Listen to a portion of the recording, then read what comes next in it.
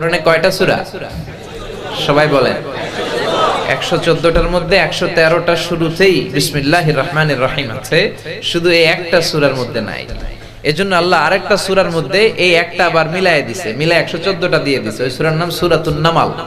ইন্নাহু মিন সুলাইমান ওয়া ইন্নাহু বিসমিল্লাহির রহমানির রহিম। সাইয়েদনা সুলাইমান আলাইহিস সালাম রানী বালকিসের কাছে চিঠি পাঠালেন, ইন্নাহু মিন সুলাইমান ওয়া ইন্নাহু বিসমিল্লাহির রহমানির রহিম। নিশ্চয় এই চিঠি আমি পাঠিয়েছি সুলাইমানের পক্ষ থেকে এসেছে, নিশ্চয় এটা আল্লাহর নামে শুরু হয়েছে। ঠিক কি না? সাইয়েদনা সুলাইমান আলাইহিস সালামের একটা স্পেশাল পাখি ছিল, নাম হুদহুদ। কি পাখি?